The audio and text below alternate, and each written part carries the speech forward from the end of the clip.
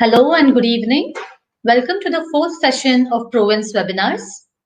To eat is a necessity, but to eat intelligently is an art.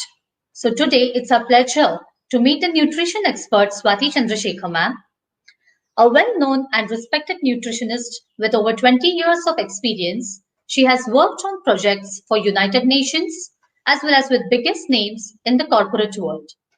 While Swati ma'am has been actively working with Abhinav Bindra's training centers, she continues to work in the social sector through Lakshya Foundation, which is known to support talented sportsmen for India's Olympic dream. Few of her mentees are already making records in various sports fields. So we at Provence are very pleased to arrange this lecture on nutrition and hydration. Let us understand its importance. Over to you, Swati ma'am. Hi, good evening, everyone. I'm new to this whole setup of this kind of screening. I cannot see the number of participants. How many participants do we have here? I want to wish a very good evening to each one of them. Yes, Swati ma'am, we have, as of now, we have 28 participants. Wonderful, wonderful. That's a good number. So this can be a more interactive session also. So thanks a lot, Bharti ma'am, for a wonderful introduction. I'll get started with my presentation. So all this time, we have been continuously, the moment you get into competitive sports, the next thing to your coaching is what you eat, right? Nutrition comes the next most important thing after your coaching. And like the saying goes, like you are what you eat. So if you're a champion, you eat like a champion. So that's exactly what our point is. So a champion, when he starts thinking about his nutrition, he does not stop at what he just eats. The most important and somewhat the most ignored part of nutrition is hydration, because we all take water for granted. I mean, the whole world takes water for granted because it's free most of the time. And that's what, it is a game changer. So let's see why exactly hydration is important for us. So let's see, there are simple words that you keep hearing all the time, but very important when it comes to a life of an athlete. So hydration is crucial for your athletic performance, for pain prevention, for efficient absorption of nutrients. Most of the nutrients, if they are taken in good amounts, but not if you're not well hydrated, will not be absorbed properly. Joint lubrication, temperature regulation, all of these are so important for an athlete.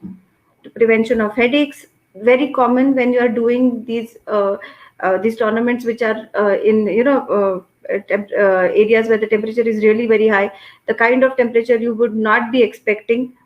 Then to retain your muscle strength, to prevent infections and increase your endurance. So next part of hydration is you have to understand what exactly is dehydration, because the people don't understand the difference between hydration and dehydration. There are symptoms which we never match it with dehydration. The most common mistake that is done, that whenever you are thirsty, you end up eating something, and when you eat something which if it has a little bit of salt, that dehydration doubles. So it's very important to understand thirst different from your hunger. So the progression of dehydration happens in this manner. So if there is 1% dehydration in your body, let's say for example, we have a person who weighs about 150 pounds, which is close to about 70 kgs. So if the amount of weight that he is lost is 1.5 pounds, that is about 750 grams, there is increase in body temperature. If the percentage of dehydration is 3%, there would be impaired performance. With 5%, which is like very serious, you will see cramps, chills, nausea, and then on. Now you need not go to the last two stages, because definitely we'll correct it when it is 1%, right? Now after this session, definitely you will. So another way of checking your hydration status is to remember this urine chart. And you're drinking lots of water. That's what we encourage all our athletes to. They say when you go to pee, when you're about to flush, you have to take a closer look at what exactly is lying there before you flush. So it has to be as clear as water, very transparent. Next to that would be a pale straw color, barely there kind, and the transparent yellow. That's all. The moment it starts becoming darker, then there is something to worry about. And you should always, every time, every single time you visit the washroom, you have to ensure that you you check your the color of your urine. This urine chart should be kept in your mind. Another trick that you could do with your hydration is to set a cycle. So every time you visit the washroom, you come out and have a glass of water. Now this way it sets a cycle that you drink more water, then again you visit the washroom. Then if you're visiting the washroom more often, obviously you're going to drink the water also more often. So setting that water cycle is also very easy. It's a very easy technique and can fit into your routine very easily. So let's see how exactly the fluid balance occurs in the body. So this is for an average person. I'm not talking about an athlete, because your level of your sport, your practice, your intensity, and the number of hours that you're putting will actually determine your individual water intake. But this is for an average person with a normal physical activity, about 45 minutes, and basic physical activity. But try to understand the science behind it, how exactly generally water input and output happens. So if we are taking if you're taking the water input, there are three ways that water is actually available to the body. So about 1.2 ml, 1.2 liters for through the fluids that we take. The food actually gives you about this thing 1 liter, and the effect of metabolism gives you about 350 ml of water. So that gets you to 2550. And the output is happens in this manner, that your urine output kind of matches the fluids that you take. The skin, the loss through the skin, that is through your sweating and overall temperature regulation, all these bodily processes, the skin will give out about 850 ml. The lungs through their breathing will give you, because of the breathing process, will give out about 350 ml. And the fecal matter will release about 100 ml approximately. So that's how the fluid balance takes place in the body. So how do the fluids get lost? Now here is where we are talking about athletes. So it completely depends on the duration, intensity of your physical activity. So if you have higher duration and higher intensity of your physical activity, greater is your need for your to create a hydration plan. Then you really need to put a lot of thought as to how much water is going to go and in what form. Okay. You have to also consider your sweating. Now sweating also varies from person to person, and also depends on the geographical location. So it will be like a person in Pune or probably Hyderabad will definitely sweat less than a person who's on the coastal area, like in Bombay or in Goa. They will have a higher sweat loss. Again, the temperature, I mean the season also, and the environmental temperature also, where you are training, whether it's hot weather or it's cold weather, that also will actually determine your water loss, whether it is in the sweat or in the urine. And the altitude. So altitude, what we notice is, the higher the altitude, the dehydration effect is also higher. So don't go, don't be in the impression that if you're at a higher altitude with whether you are staying in a hilly region, or if you have tournaments over there, whether these are the road tournaments or the ring tournaments, make sure that your hydration is extremely well maintained over there, or slightly higher. You can probably look at drinking in the schedule that we are giving out. Like that schedule is something that you need to keep in mind, especially for your tournaments. Most of the times we drink very well, the hydration is managed very well while you are practicing. But because of the pressure of the tournament, and you have so many things moving in your mind, that is the time when hydration takes a backstage, and that becomes a game changer when it comes to the output of your tournament. So how now first we start with, how do we decide your daily intake for the athletes? So the first thing is, we remember these points. What kind of activity are you doing? What is the intensity of your activity? The environmental conditions. So again, coming back to the environmental conditions, it is again pertaining to the weather of the that place also. Then the body size of the athlete, the training status that the coach will decide. So how much should one drink? So the recommended amount, which is very easy to remember, is just calculate in the simple formula of multiply 60 ml with your existing body weight.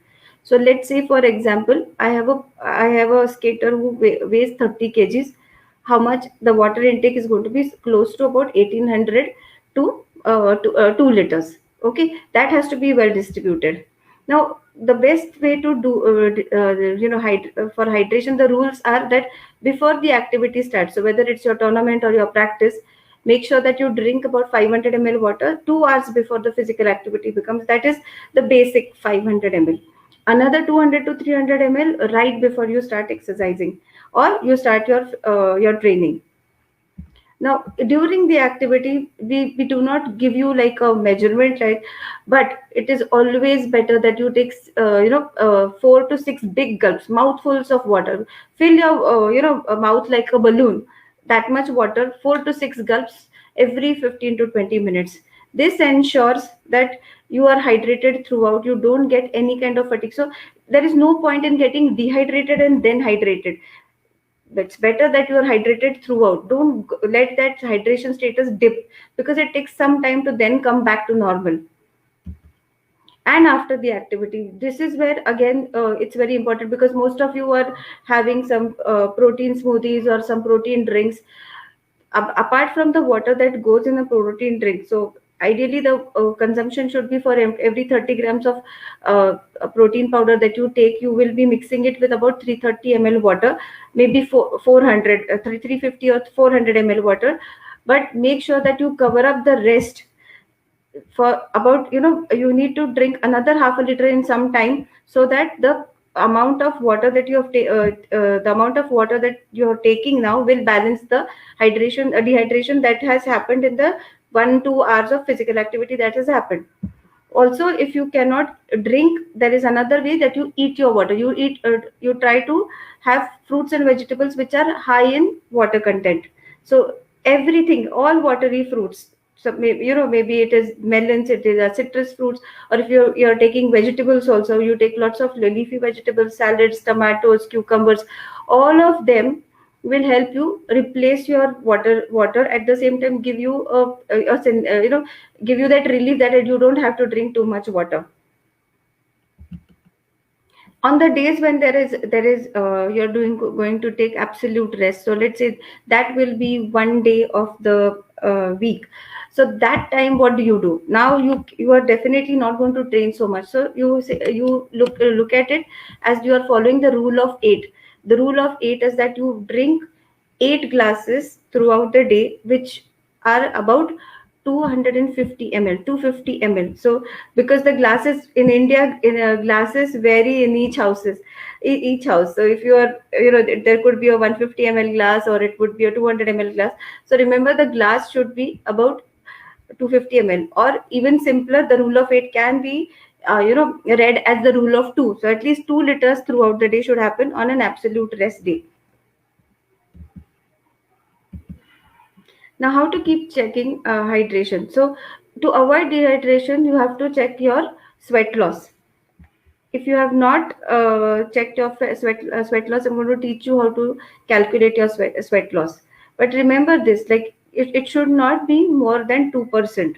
Okay, so like the example that I've given over here. So if you are a athlete who weighs 50 kgs, for example, you should not be losing more than 1 kg during your session, during any workout or any practice session, or even during your matches. So let's see how to calculate your sweat loss. So what you do is, first you check your pre-workout weight, then you deduct your post-workout weight. So you will get a difference in your weight. Now this weight difference we save. Okay, keep it aside. Now we take the weight difference and then add the amount of water that you have, a measured amount of water that you've had during that activity, and that gives you your sweat loss. Now once you have your sweat loss, what do?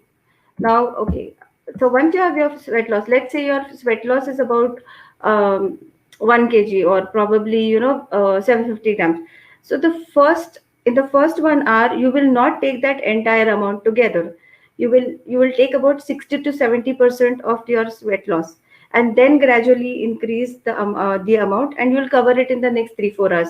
You need not replace your sweat loss immediately in the first 1 hour itself. That will put a lot of pressure on your kidneys. That's why. The other part that which aids in hydration is your electrolytes. So your electrolytes are basically nothing but there are salts and minerals which help in balancing your fluid and also your blood pressure. They ensure that your kidneys also function very well. The cellular uptake of fluids and minerals in the right proportion is only balanced when these electrolytes in the right are in the right proportion in the fluids. Now these electrolytes actually form the nature of your fluids also, the fluids also which have to be taken up by your body. So what are the most important and common electrolytes that you need to be considering? So first is sodium, potassium, calcium, and magnesium. Sodium is very easily found in leafy vegetables, table salt. You don't really have to make a lot of effort for taking sodium because it is very freely available in all the cooked food items that we take. What you need to worry about is potassium, and potassium deficiency is very common, and that's what it brings about an effect of the hit or miss actually active about the activity can happen because of potassium. So I would say that you should be making sure that there is a regular intake. There is no point in taking lots of bananas on the days of the competition. No, you have to take this throughout. Only then the potassium levels are well maintained. Easy way to include them is like through coconut water, banana, potatoes, beans, lentils, dairy products. Okay, what you would see if there isn't enough potassium in your diet, there are more frequent episodes of fatigue, cramps, constipation. Sugar cravings are very high during that. Calcium should be primarily included through the diet. Only after your nutritionist agrees, then you move to calcium supplementation, which is most of the times required by all the athletes who are eating good amount of food and having good amount of training. But never start calcium supplementation without the advice of your nutritionist. Always consult her or him before you start, and the dosage also there has to be adjusted by them. Calcium deficiency will be seen when in the form of cramps, or there is poor appetite, lethargy. There could be a little bit of pain also, which is like we call it osteopenia. So that all these symptoms actually boil down to calcium deficiency. But you try and explain it to your nutritionist about this for them to understand the difference in the pain also. So every time your leg pains, it is not necessarily calcium deficiency. The next important electrolyte is your magnesium, which is, again, if you are going to have lots of leafy vegetables, if you see the common part, leafy vegetables, lentils, you will get your magnesium very easily. You will, if you're taking fish oil supplements, or if you're eating fish which is rich in oils, that also will take care of your magnesium requirement. Nuts, oil seeds are the seeds which actually give you oil. So for example, we have mustard, we have groundnut, we have sunflower, all of this, sesame, all of these seeds would give you good amount of magnesium, which will ensure that there is no muscle weakness and hyperirritability also. So when it comes to hydration, the very most important common question, I'm sure I'm going to get that in the comments also. So about what exactly can we do about sports drink? So, sports drink is a really good choice because it helps you rehydrate much quicker and more effectively than water, because the absorption rates are very good. They provide extra energy. They prolong the effect of fatigue. So you are really up and about throughout the activity. It quickly replaces sweat losses. But the only disadvantage, according to me, is that to have a sports drink on a regular basis, it turns out to be very expensive. And we need not spend when we can actually make our own sports drink. So first, let's understand what kind of sports drinks are there. So need to understand what exactly should be the composition of your sports drink depending on the time of your activity. So if we are looking at a sports drink, we have to look at the carbohydrate concentration. So first is water. Water has 0% carbohydrate, and what do we use it for? Daily hydration. Then comes the hypotonic, where the amount of carbohydrate present behind 100 ml will be less than 4 grams, so 4% of carbohydrate. Okay, this is more effective during exercise because it helps in rapid replacement of fluids. Isotonic is where you have a now what is isotonic? Isotonic means the concentration which is very close to the concentration of our blood, where the concentration of carbohydrate is between 4 and 8% carbohydrates, and there is always a little bit of sodium and potassium added to it for speeding up the absorption. This should be ideally used before exercise. And hypertonic solution is basically anything that has more than 8 grams of sugar or carbohydrate behind 100 ml. This will always be absorbed much slowly, so that has to be more in the recovery stage. It could be like any other juice or any liquid that can be had after the physical activity. So this is hypertonic, will help you recover your sweat loss. Okay, no, so when it comes from a training point of view, that is before and during training, we have to look at the isotonic and the hypotonic. You don't have to make a lot of effort to make a hypotonic drink. You just make your isotonic drink, but which you have it before your activity, and then add equal amount of water, and you will make it into a hypotonic drink. Very easy to make. Okay, so there are some DIY isotonic drinks. So probably you can reserve. I would say making DIY isotonic drinks during tournaments can be quite stressful. So you do reserve all your packaged isotonic drinks for the tournaments. Keep them aside, so they're very handy, and you don't have to really run around looking for the ingredients. But I would strongly recommend you start making your isotonic drinks when you are training. You're at in the comfort of your home, going regularly for training and back. You can just start making your own drinks. See, here's one: is coconut water is the best isotonic drink that's readily available. The second one, which we use very easily, that's 100 ml of fruit juice, 400 ml of water, and 2 pinches of salt. Now, when we say 2 pinches, remember your pinches mean one pinch is not with 3 pinches. Okay, it is always 3 fingers. It is always with 2 fingers, your thumb and your index finger.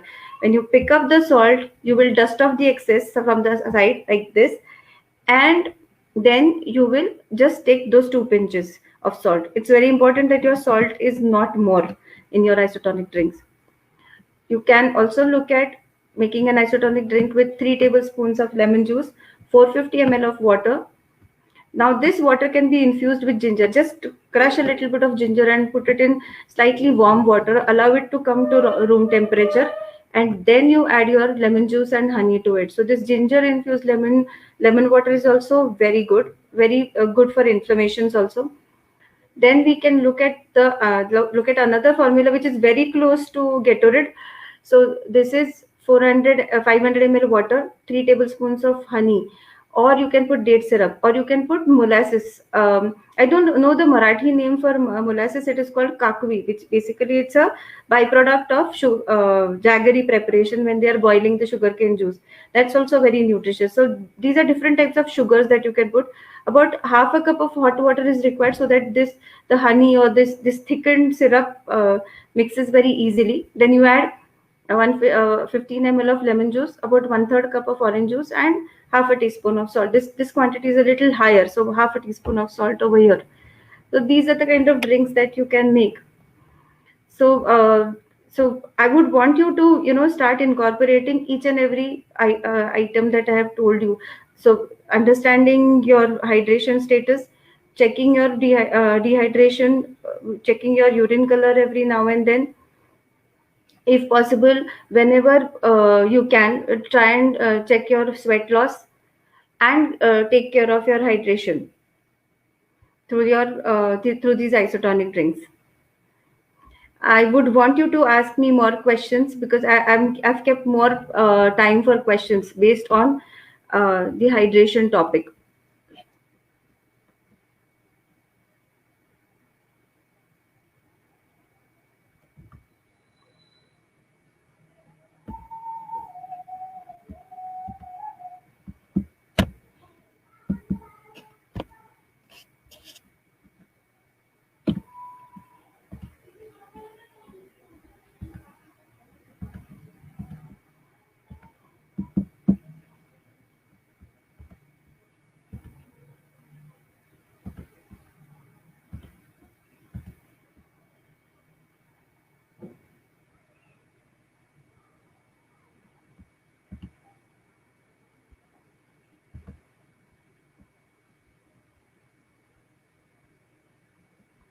So I'm addressing this one question.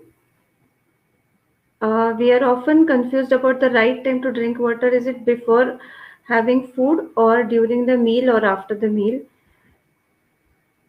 Does this time affect our appetite? See, the amount of food that fluids that you have during the meals actually affects your digestion and not your appetite.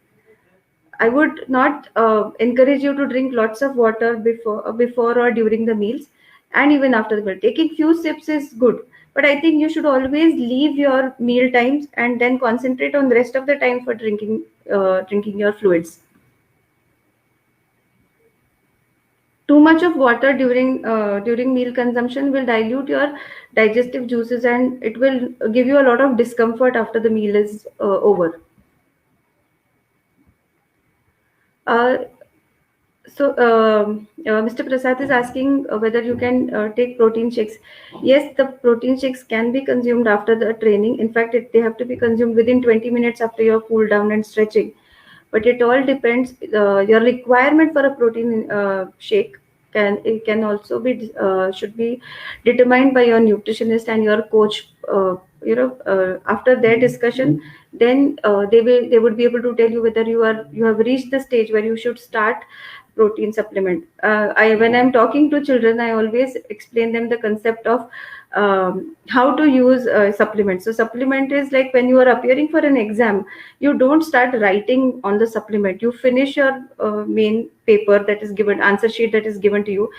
If you still want to write and there is no place remaining on your answer sheet, then you take a supplement. So protein supplements should be also taken the same way. You have to make sure that you have completely utilized the dietary resources that your plan tells you that are available for you. Even then, if your protein requirement is not met as per your activity, then you introduce protein supplements, and then they really help you.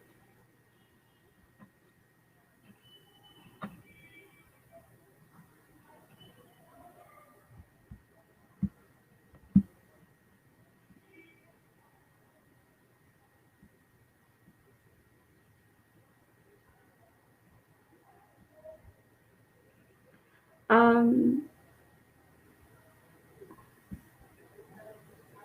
there is one question about salt. Yes. So, Mr. Ram, your question about salt, that many articles which say use of salt, uh, salt will affect your brain. Please share your life. Unlike cooking, unlike cooking unlike cooking where it is boiled. So, see that you will require a specific amount of salt. Uh, don't go on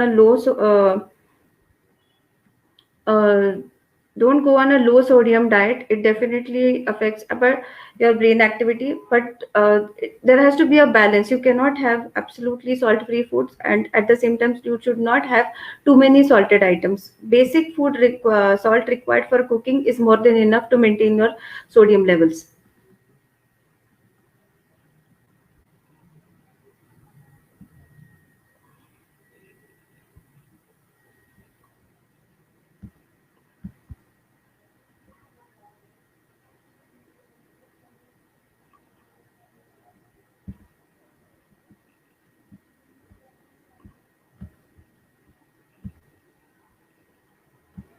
So there's a question about can a 14-year-old drink protein supplement after workout? The same, I think, the same rule applies for 14-year-olds also. They can definitely have protein supplements provided that their diet is already rich in high protein foods, and then we add supplement if it is still required to enhance the performance of the 14-year-old athlete. I would leave it to her nutritionist to decide what kind of protein and what amount of protein she should be having. Whatever you do, please do it with the advice of a qualified nutritionist. It's very important.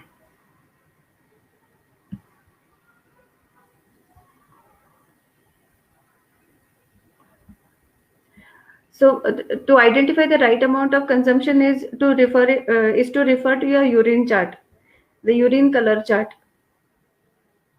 So if your urine color is close to transparent or light yellow, you should be relaxed about your fluid intake. It won't put a lot of pressure on your kidneys as well. The pressure on kidneys will increase only when the urine starts getting concentrated. That's where we need to worry about.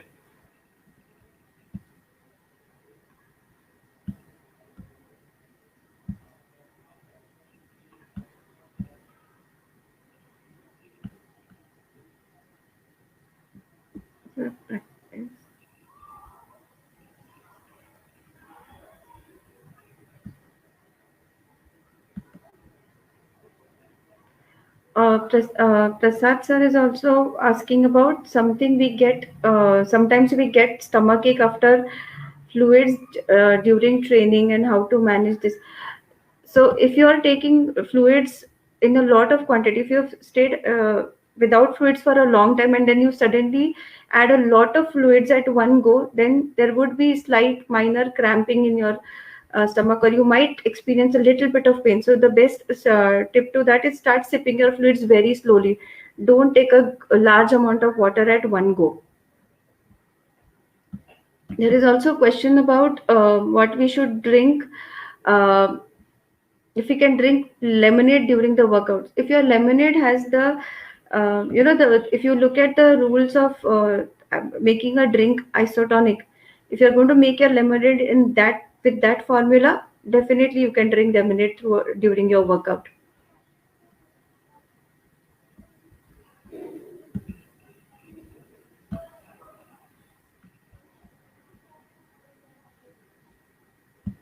I'm currently taking all the questions related to hydration.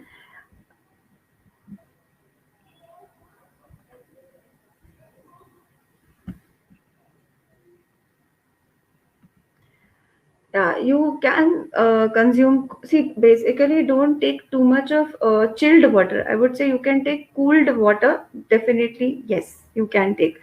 But now, especially if you've come after a intense training, don't head to the refrigerator and reach out for the coldest bottle in the refrigerator. Wait for some time and avoid ice in your drinks.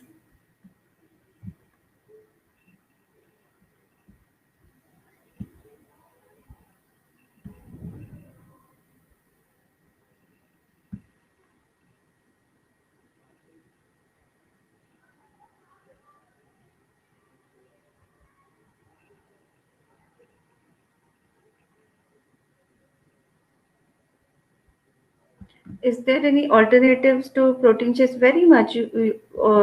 Now, most protein shakes are always vegetarian. They are all the protein supplements. I mean, 80% protein supplements would be made from milk, so that you'll have whey or casein in the form of protein shakes for vegetarians. You can also have protein supplements made from soy protein also. There are protein supplements made with rice protein also. There are many supplements available.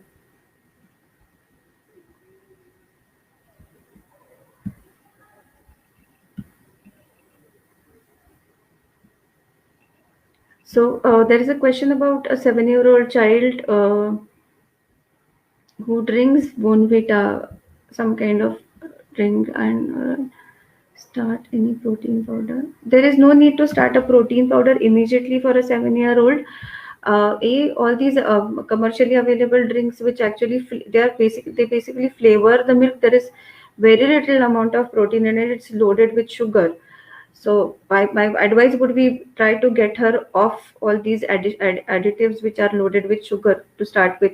You can move her to plain cocoa if she cannot have normal milk, and then start working on giving her other milk products in the form of, if you're a vegetarian, in the form of curd, buttermilk, paneer. Add eggs if you're a non-vegetarian, eggs, chicken, meat to some extent, fish if it is very readily available in the areas where you are staying.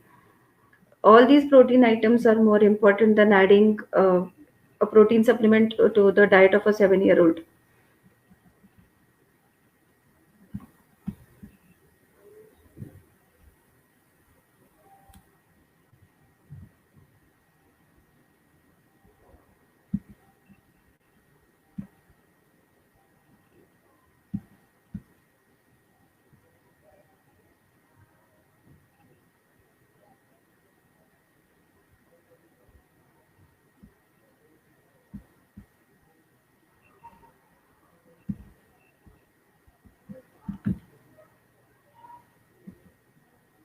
You're on mute.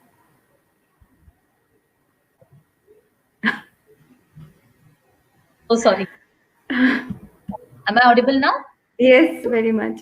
Yes, yes. So that was really a valuable input about hydration. Most of us, go for the nutrition part, but many of us do not. We tend to overlook the hydration part, which is utmost important. So there are so many micro detailings related to hydration part also. That was really a valuable session. I really thanks you once again for this wonderful session. Pleasure is mine. I loved coming here. Yes. Thank you. Thank you so much, ma'am. And I would just request Praveen sir to say a few words.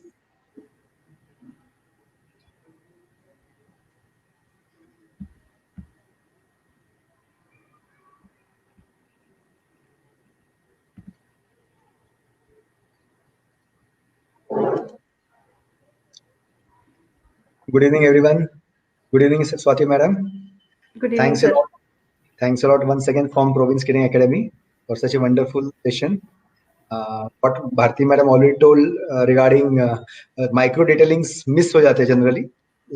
Skaters सब लोगों का focus protein, carbs, fats, nutrition के इस zone में ज़्यादा है और micro nutrients और इसका value जो है hydration मेरे sports career में भी मैंने experience किया है कि normally पता नहीं चलता with tension, dehydration, pressure, humidity आप लोग घर से बाहर रहते at the time of race and championship तो dehydration is a very common problem जो रियलाइज ही नहीं होता सो टू हाइड्रेट करके रखना उसका मैनेजमेंट एंड सबसे important factor for sportsman is to take care nutrition का जैसा केयर करते हैं वैसे हाइड्रेशन का भी इतना केयर करना है प्रोग्रामिंग और जब ह्यूमिड प्लेसेस होते हैं और आउट ऑफ सिटी जहाँ ह्यूमिड सेगमेंट है धूप में रहते हैं दिन भर इवेंट्स रहते हैं सो 2 लीटर से भी ज्यादा इवेंट्स के टाइम पता नहीं कितना मैडम वो ज्यादा बता पाएंगे कि एज के हिसाब से वेट के हिसाब से जो भी पानी चाहिए वो केयर होती नहीं है और इसी की वजह से काफी टाइम बच्चे रेस हारते हैं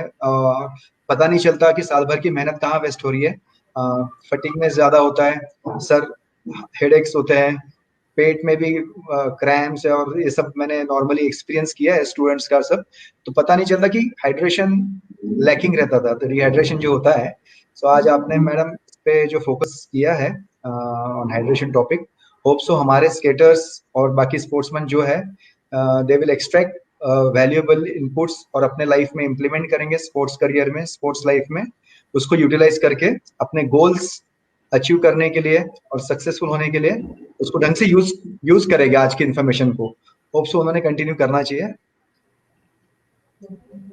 और 2-3 क्वेश्चंस है I think even I want to take them. I would like to answer them. So I think there is one question by one of our users where they want to know the difference between Tetra Pak milk and packet milk. See, Tetra Packing milk is still remains the same. It is the difference in the packaging technology.